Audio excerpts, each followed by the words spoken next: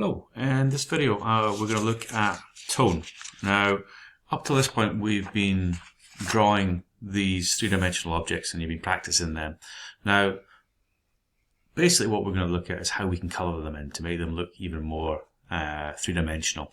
Now you've got to remember that we're not, this isn't art, this is kind of design, so we're not really interested in making them look super real. Now you watch people on YouTube and they're doing amazing drawings, making, things look that exactly, fooling the eye. Now if I wanted to make a box that looked real, I would do it in CAD and I would, render it up in CAD and I would be able to output a picture of it and it would look really realistic. But I want to try and get across maybe the colours, the tones, in a bit of design work, so I can sort of fool the eye into thinking, oh, that's how that works, and that goes three-dimensional like that. So it's not really art, this is more about drawing for design. Now, I've started to sketch out, I was going to just start this video with these boxes drawn. Now, usually I would work the other way, and I would turn my paper, but again, because we're kind of doing with this camera, so I've drawn these vertically like this, and I'm going to use my work this way. So I have taken a little bit of time, and I've sketched these up. Now, again, depending on what you've got, you may have just a pen, you may have a range of pencils, you may have a whole range of coloured pencils or coloured pens. This can be done with any of them. So I'm going to sketch out these rectangles. Now, these rectangles don't have to be huge. It doesn't matter about the size of them. They could be narrower, they can be longer. And you can see I've missed that line completely. But what I did was I went back in and I divided these into 5 sections. Now, I kind of took a couple of attempts. Doesn't matter, they're all exactly the same, but I'm going to take them across like that.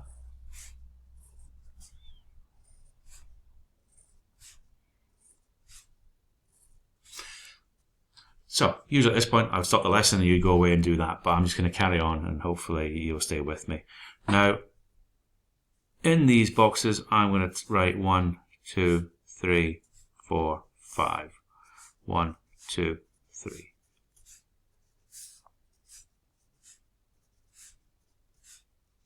Like that. Okay, so if you think about 1 being the lightest tone, so if I think about, I have my rubber here, and it's not very good under the light of the camera, but you can see that where the light from the camera is hitting this top surface, this is lighter than these 2 side surfaces.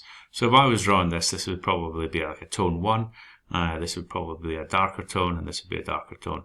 So the first thing I'm going to do is I'm going to do this in pencil. So I'm going to move my pencil and I'm going to move it left to right like that. And I'm not going to worry about staying inside the box. I'm just going to go across and go over the box. Now in my first one, I'm almost going to put no pencil at all. Because I can always go back and make things darker. I can't make things lighter. Well, I can rub things out, but it's easier if I just, So I'm going to cover the whole box in tone 1. Like that. Same pressure. Now you'll notice I'm not holding my pencil like I'm writing. I've got it back a little bit like that, so I've got a bit more side to side movement like that. I don't want to do a curve. If I was wanting to do a curve, I could hold it down a bit, but I'm holding it back a little bit like that. But that's a whole nother video. So I'm going to go all the way to the end like that with the same sort of tone. Then I'm going to go back in and I'm going to add another layer of tone and I'm going to push slightly harder. I'm not pushing hard, I'm just pushing a little bit more firmly onto the page, and I'm going to go across all my way to the bottom. Then I'm going to go back to 3 and I'm going to put another layer of pencil over the remaining 3, working my way down to the bottom. Now same again, back to 4. Now this pencil is quite a hard pencil. Now I know that if I push even harder I'm not going to get much more out of that, but I can see that there is a gradient of tone from 1. The difference between 2 and 3, there's not much difference between 2 and 3. So what I might do is go back, again it's an evaluation skill. Let's have a little look at that. Now there's not enough difference there between 3 and 4. 3 and 4 are almost the same. I'm going to push a little bit harder. Now I'm not going to get any darker than that. I have a slightly softer pencil. So I'm going to go in my slightly softer pencil, and this time you can see how it does get a bit darker. Now they're actually the same pencils, same level of hardness of the pencil, but this one, different manufacturer, is a little bit softer. And I can see that if I push a little bit harder, put another couple of layers on like that, I can get a range of tone going from 1 almost nothing, down to 5, like that. Now, you're like, well, I don't have any pencils. Okay, you can do this with pens. Now, if I take, say, just a standard ballpoint pen, I can do the same thing. Now, it might not work so well if I try it, but I could try it. But what I'm going to do with my ballpoint pen is I'm going to try some different mark making. So what I'm going to do is in here, let's see if I can get my pen working first, is I'm going to put in some diagonal lines. Now I'm going to keep the spacing about the same. And what I'm going to do in the next box is I'm going to press a little bit harder on my ballpoint pen, and I'm going to bring my lines in slightly closer together, so I can see that I can get a tone. And then again, I'm going to bring in my next set of lines, and I'm going to bring them even closer together, like that. So by altering the spacing of my lines, I can fool the eye. Even though they are the same line, I can fool my eye into, or someone's eye, into thinking that they're actually getting darker and darker. So I do the last one, and I do them really, really close together. Almost a bit there.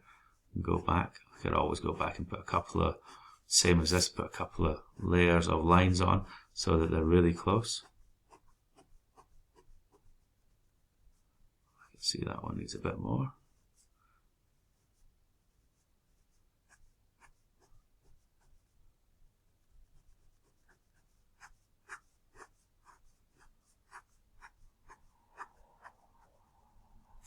Like that.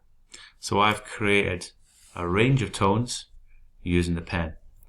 Same idea, I can do it with a colour pencil. You know, if I take my blue, I can go over the whole tone box in the first tone. Now the problem with colour pencils is they don't actually have a huge range of tone. Again, depends on the quality of the pencil, but these are my, how could we say, inexpensive school pencils. So I know when I keep on pressing, I can get a little bit harder and make it a little bit darker, but it's not going to get that much darker. So what I could do is I could use a couple of tricks here. I could, let's go back in, I have a darker blue. So I'm going to take my darker blue and I'm going to add in my darker tone with that. And let's go back and put another layer on, pressing a little bit harder.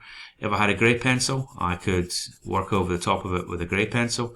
And if I don't have a grey pencil, it even works if I take my kind of lead pencil.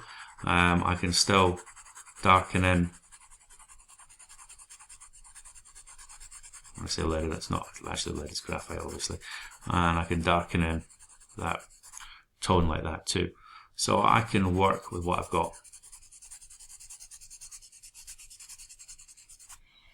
So what I'd like you to do now is I'd like to go away and I'd like you to practice creating tones in a tone box, draw out your rectangles, divide them up into 5 and try different methods of creating the illusion of it changing from tone from 1 to 5 like that.